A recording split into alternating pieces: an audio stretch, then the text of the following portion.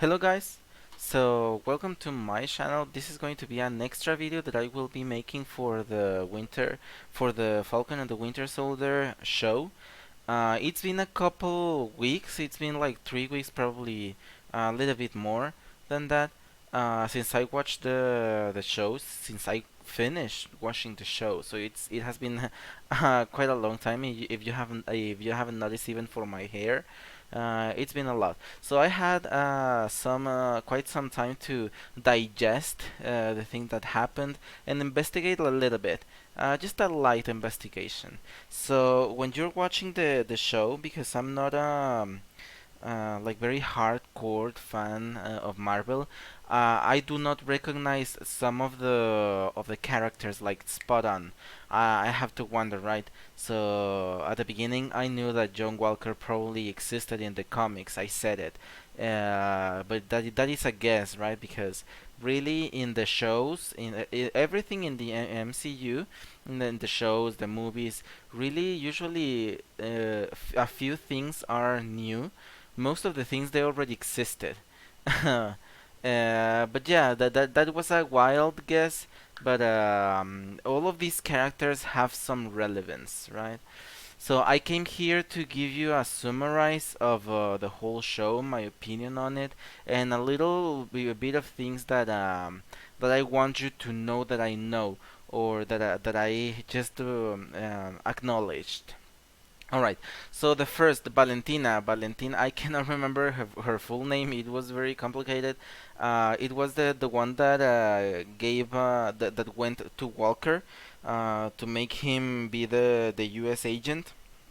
So Valentina, as far as I know, she's supposed to be like a very confusing character, as it was in the show, because he is actually some sort of triple agent or something like that. Because it was working for Hydra, but at the same time it was working for Shield, but at the same time it was working with someone else. So it was very confusing. This character is you can never trust because it's always you don't know who is this character going to support. So it is very confusing as in the show. Okay, it was just very brief in the comics. I think that she has like more relevance now. She is just the conveyor of the transformation of John Walker from Captain America to the U.S. agent role, right? Now, Sharon. I remember her name right now. Sharon. Sharon being the power broker. So the power broker on the comics, it is this person that can give some sort of power or powers to people, right? So in the comics, the power broker is the one that gives John Walker the super strength. So yeah, let's continue with Sharon.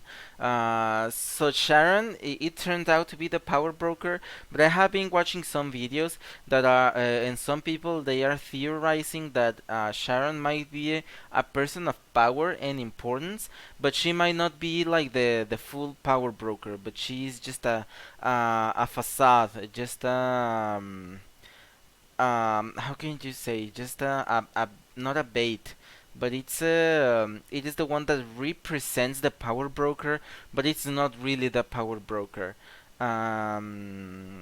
So we saw in the after credit scenes on the last episode that she was talking with someone over the phone, and many people were wondering who is this person that Sharon is talking to. So some of them they were saying that possibly she was talking with a real power broker, and she's just the one that is hands on doing everything, right? So it was actually pretty good. Now that Sharon on the Captain America movie and the Winter Soldier, um, Sharon was like a very cutesy and very good and all of that. And she's a very good actress because now that she is this antagonist, or really this not a villain, but this antagonist kind of character, I like her, and she actually shows her facial expression and everything shows. Just the body language, it shows that really it's a great actress because she seems like legit, like very bad, like and it's just like she can change, right? She was like very like, oh yeah, thank you very much, almost crying when they were admitting her in the United States again, and taking her old job.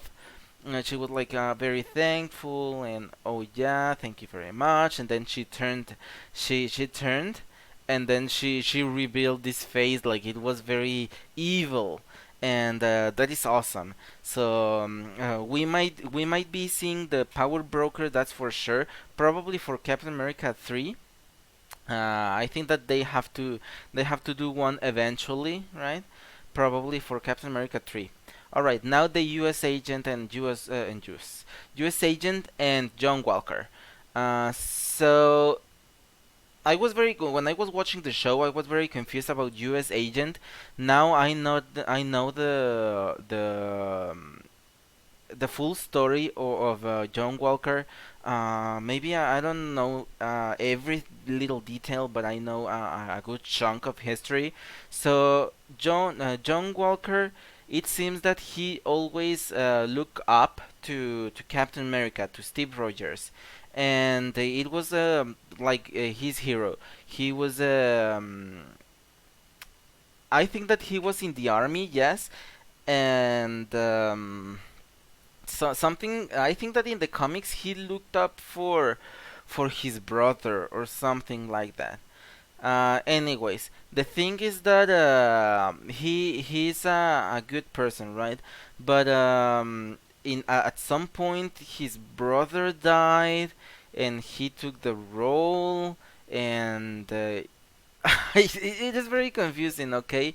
But I remember that what happens is that eventually John Walker tries to be Captain America, right? And I think that there is a time that you have two Captains America, the Steve Rogers and John Walker, and the two of them are trying to fight for the role.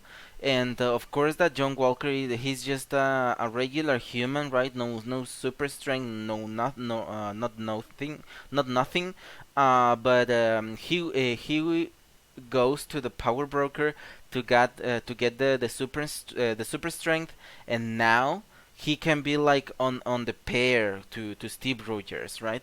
At the same time, Steve Rogers, he is having like a lot of troubles. I don't know I cannot remember with what, but he has a lot of trouble with something, and eventually Steve Rogers decides to drop the shield and not be Captain America. So this makes John Walker work like 100 times easier, right?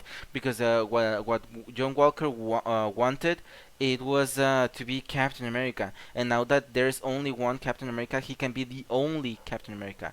So we spent some time with John Walker Captain America, but eventually I think that he begins to be very aggressive and very hands-on, and essentially the same as the show, right? Like very impulsive and kind of these things. So at one point,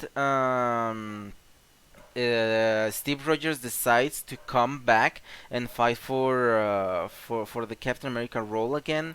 And at the end, I think that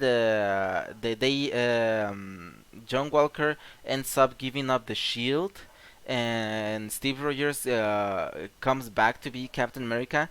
And it's that moment when I don't know who or how it happens, but that's when he becomes the U.S. agent. That it's almost not the same thing, but it is some sort of anti-hero. But that is just it describes perfectly your John Walker, this anti-hero that it's doing sometimes good things and sometimes not so good things. But the thing is that he is a very he's not afraid to hurt, kill people. He just cares about doing good and he in finishing the mission. So that role, the being this way, it's obvious. It's obvious that it doesn't fit the veil of Captain America for him. So actually, I think that John Walker being U.S. agent, it is best for him because he can be really just himself, and he will be doing a good job for what he understands. So that is in the comics, or more or less. So in the show, it is almost the same story, right? John Walker, it is very, very impulsive, very emotional, very sensitive, very like this. He is driven by his emotions, right? He get the serum eventually, and he does this thing with the in episode 4 where he hits with the he kills someone with the shield, and eventually Valentina comes to offer him to be the U.S. agent and to do things differently, but doing things uh, mm, probably as Valentino. Like sometimes he will be doing good things, sometimes he will be doing questionable things. But yeah, at least I do understand more of sorry, of John Walker and what is the U.S. agent. Okay, now we have Batroc. So Batroc, I didn't even notice that he was the villain of Captain America and the Winter Soldier. So I didn't notice, but I started to seeing that on the show. Batroc, it's not killed or dealt with, so I think that Batroc it's going probably to be coming again for yet another movie, probably again on Captain America. No, actually, it died. Sorry, it was quite some time. Yeah, Sharon shoot the Batroc, and I think that Carly shot Sharon. So yeah, actually it died. Batroc died. I did not remember that. But yeah, the thing here is that I didn't understand why Batroc has like this beef with Captain America, but knowing that he was in Captain America and the Winter Soldier, it makes sense that he has some things with Steve Rogers. And when Sam takes the shield and his full suit, he says that the monk doesn't make the robes. No, the other way around. The rose doesn't make the monk, and he was talking about like he cannot be Captain America just by using the shield. So they have the battle, but they he get killed eventually. All right. And another thing that I didn't quite notice on the show, like on the heat of the of the battle, is that when Bucky asked for the favor to the to Wakanda to make a new costume, I was assuming that they made a new costume for Sam, like for sure, but I didn't think that the full suit it is vibranium, right? So the chest piece and probably the wings are vibranium. So probably not the legs. It is almost like the cover of the chest. Probably kind of like a vest. Some shoulder pads. Probably the wings. And I think that the rest of it is just fabric or something. But it is so neat that actually now Sam it has this complete vibranium suit. That is going to be very useful. We can even see when the helicopter was going down onto them, he uses the wings to cover to make a dome, right? And on the top part, he puts the shield. So that is super dope, and it has so much potential for future usability for Captain America. So that is very exciting. Overall, the show I liked it. It was magnificent. I liked it. Now that I'm catch up with this, I will be watching Loki whenever it's coming out. I cannot remember when it was. I think that it was either June or July. But for hopefully I would be available to watch Loki just episode by episode. All right. So thank you very much to accompany me in this trip, right?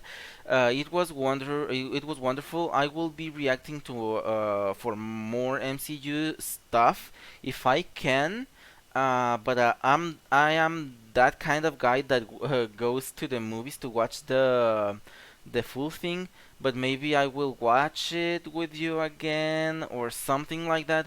Anyways, thank you very much for watching. I'm gonna go off now. Just have an awesome day. This is just an extra video to clarify, and knowing that the episode 6 that I released for this, it was such a mess because I lost my camera footage, and I had to put the pictures, and it was a complete mess. But yeah, I want to give a closure to this show. Now that it's over, I'm gonna be watching a lot of Drag Race from this point on. I'm gonna be watching a lot of Drag Race, and I will be probably coming back to eventually to Loki.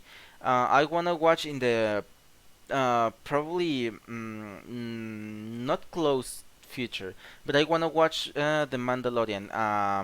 It's something that I have in mind, but I cannot promise you when because I have a lot of Mandalorian. Sorry, I have a lot of Drag Race to catch up. Drag Race UK, Drag Race Spain, Drag Race Down Under, Drag Race Thailand 2, Drag Race UK 2. I have a lot of Drag Race to watch, but eventually I will come back to different shows, okay?